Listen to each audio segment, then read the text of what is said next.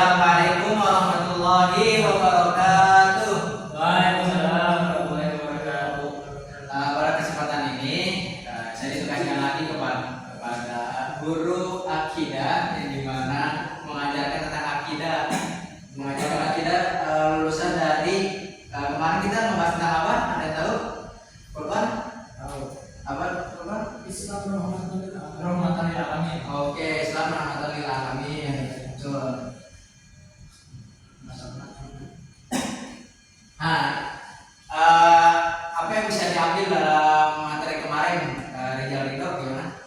Rijal Ridho Bahwa Islam agama yang penyayang. Betul ya, bahwasannya itu rahmatan lil alamin, konsepnya itu Allah Maha Penyayang dan Maha Pengasih. Penyayangnya itu Allah kepada seluruh makhluk gitu, maupun Islam dan non-Islam. Dan kalau yang pengasihnya Allah, yaitu Allah mengasihi memberikan rahmat rahimnya itu ya kepada orang-orang muslim saja, seperti surga dan neraka, seperti itu. Nah, lanjutan dari Islam rahmatan lil alamin pada pertemuan kemarin, di sini aku mau menjelaskan tentang konsep ihsan dalam Islam tersebut. Nah, ada yang mengetahui nggak ihsan itu apa dalam bahasa? Syahdan coba. Secara bahasa itu apa? Ihsan. Berbuat baik. Iya betul. Kalau kurban secara istilah apa? Belum mungkin kalimat berbuat baik. Ini kan bisa dibaca. Oh, iya Pak, saya baca. Ihsan adalah melakukan segala sesuatu dengan sebaik-baiknya dan penuh keikhlasan dan niat untuk mencari ridho Allah. Betul ya. Berarti dampak dari kita melakukan Islam, yaitu kita sebagai seorang muslim, yaitu kita harus berbuat baik gitu. Dan juga melakukan segala sesuatu sebaik-baiknya, yaitu ya kita sesama manusia atau sesama alam ataupun sesama teman, kerabat, nah itu. Dan juga harus dipenuhi dengan keikhlasan. Jadinya percuma kalau kita berbuat baik tapi tidak ikhlas atau mencari ridha Allah, ya perbuatan kita di sini akan terbatalkan. Oke, enggak?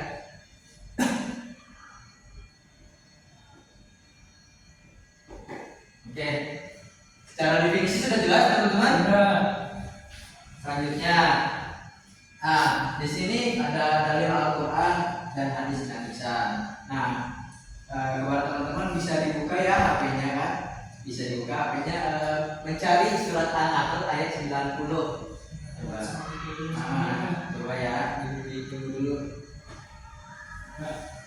Coba saudara Syahdan, gimana bunyinya? Sebentar Pak. Ayat 90. Ya coba. Apa suratnya Pak? Ya suratnya. Bismillahirrahmanirrahim.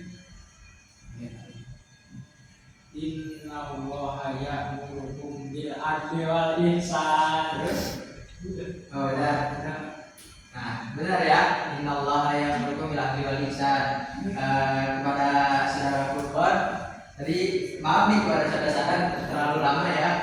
Jadi diambil poin untuk adik Furqan. Nah Allah itu menyuruh kita sesama manusia ini harus berbuat adil, berlaku adil dan berbuat ihsan. Di mana berlaku adil ini konsepnya yaitu menaruh sesuatu pada tempatnya, yang dimana kita sesama manusia itu sesuai porsinya gitu teman-teman. Ya seperti mana kita ke anak kecil memberikan sesuatu 100.000, itu kan tidak adil karena anak kecil itu tidak tahu nilai 100.000 itu besar. Nah itu tidak berlaku adil. Dan juga kita harus berbuat ihsan, berlaku, jangan saja kita memfokuskan diri kita itu ke Allah saja gitu. Jadi kita harus memfokuskan sesama kita, sesama manusia. Nah kita kan tahu sendiri ya, manusia adalah makhluk sosial. Jadi kalau kita berbuat ihsan atau menyendiri, ya itu sudah keluar dari makna ihsan dalam Islam tersebut. Dan Hadisnya coba dibaca oleh saudara Rijal. Man amana billahi wal yawmil akhir falyakul khairan aw liyasmut.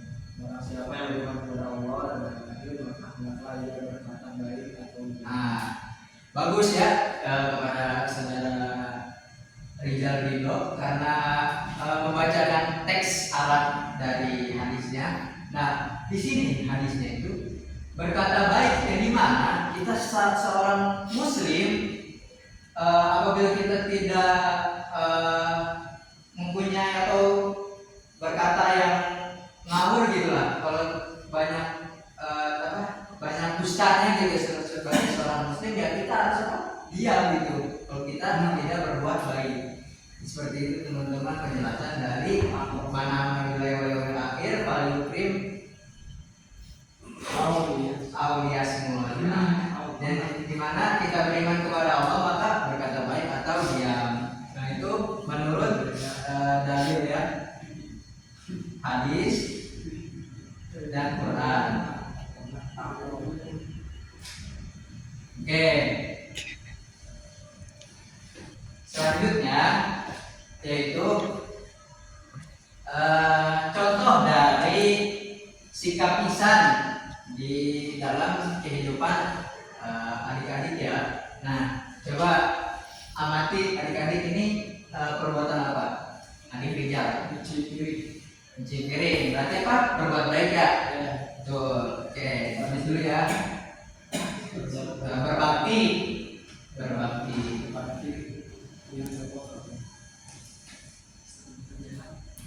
Nah, kalau ini adik cadar.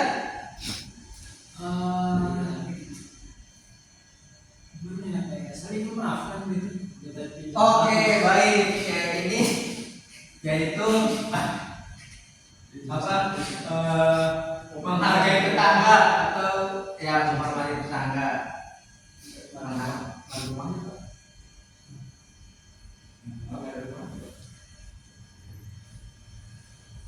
Nah, kalau ini saudara korban Lagi merancang bisnis. nah, betul. Ini lagi menyampaikan amanat. Iya. Menyampaikan amanat. Nah, pertama berbakti kepada orang tua, yaitu kita nih sebagai seorang siswa di SMP At-Taqwa. Nah, kita kalau tidak ada pekerjaan atau melihat ibu kita lagi susah payah gitu memberi mencuci piring, nah alangkah baiknya kita membantu. Yang di sini adalah nilai-nilai keisanan. Dan yang kedua itu menghargai tetangga. Benar kata Syahdan bahwasanya kalau menghargai tetangga yakni kita tidak harus juga di rumahnya juga kalau kita berpapasan di jalan atau lagi keluar rumah terus ketemu ya kita harus saling sapa menyapa gitu teman-teman. Jadi jangan saling acuh tak acuh karena Islam mengajarkan seperti itu, saling menghormati, saling menghargai. Dan yang ketiga yaitu amanah. Nah di sini kan teman-teman ya, teman-teman siswa itu mempunyai kewajiban untuk belajar. Dan gimana kalau ada teman-teman yang tidak mengikuti pelajaran maka telah gugur tuh amanat yang diberikan orang tua, karena teman datang dari rumah ke SMP At-Taqwa ini kan untuk apa? Belajar ya, menuntut ilmu.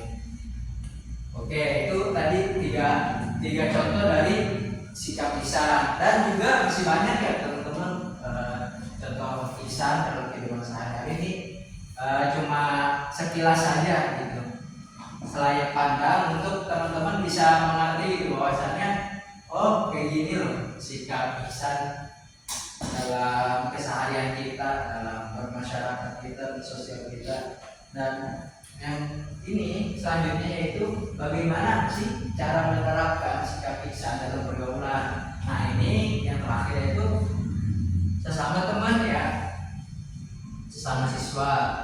Nah pertama tuh kita harus mengedepankan sopan santun sesama teman kita. Jadinya adab kita untuk bersosial kepada teman kita, ucapan kita, tindakan kita itu harus apa? Mencerminkan kita sebagai seorang muslim. Terus yang kedua, ini menghargai perbedaan. Menghargai perbedaan ini sebagaimana kita mempunyai pemikiran yang berbeda atau argumen yang berbeda, kita juga harus menghormati gitu teman-teman kita yang mempunyai pemikiran yang jauh dari kita gitu. Jangan sampai sikap acuh kita atau sikap sombong kita terhadap ilmu pengetahuan sehingga ilmu atau argumen teman kita itu tidak dihargai. Nah, itu contoh dari menghargai perbedaan. Terus yang ketiga yaitu menjalani komunikasi yang baik. Teman-teman di sini ada nggak sih yang pernah berantem gitu masalah pelajaran gitu? Ada nggak? Coba saudara Rizal berikan contoh untuk menjalin komunikasi yang baik. Ya. Komunikasi yang baik, Pak. Kalau di kelas misalkan mau minta makanan bagi komunikasi yang baik, apakah saya boleh minta makanan? Nah, itu tuh benar. Contohnya bersikap sopan, yaitu kita menanyakan terlebih dahulu, terus berkomunikasi dengan baik, yang dimana teman itu mempunyai makanan atau tidak. Nah, kalau tidak dikasih ya gak apa-apa, karena mungkin dia punya makanan satu-satunya gitu, dan juga dia belum makan. Dan kalau yang bersikap sopan itu ya kita sudah menanyakan terlebih dahulu, atau tidak dikasih atau dikasih itu ya kita mengasih perbedaan. Nah, itu rangkaian gitu ya, rangkaian dari menjalin komunikasi yang baik. Dalam tiga aspek tadi, contoh si Rizal ini sangat relevan seperti itu. Oke, selanjutnya yaitu dampak dari kita berbuat baik kepada teman gitu, sebaya kita. Yang pertama yaitu kebahagiaan, sikap tenang dan kebaikan. Nah, kebahagiaan ini ada nggak sih teman-teman ukurannya? Coba saudara berbuat. Ukuran kebahagiaan apa? Nah, betul ya, kata berbuat itu kebahagiaan itu bahwasanya kita melakukan sesuatu, tadi menanyakan sesuatu nih tadi saudara Rizal juga kepada teman kita, terus bahwasanya teman kita tidak mengasih makanan tersebut, tapi kita sudah berlaku sopan. Nah, itu sudah mencerminkan gitu kebahagiaan kita, walaupun kita gak dikasih makanannya gitu. Ya, Pak. Ya, karena kita menanyakan itu dengan ikhlas gitu, dengan baik. Walaupun respon dia seperti itu, kalau lagi kita tidak mencerminkan keburukan juga. Terus juga ketenangan ya, ada dari kebaikan, terus juga ketenangan. Nah, ketenangan ini ya sama ya, kebaikan dan ketenangan itu satu konsep, itu dimana di hati ya teman-teman. Ya, kita sebagai seorang muslim ya, kita harus hati kita tuh harus tentram gitu teman-teman.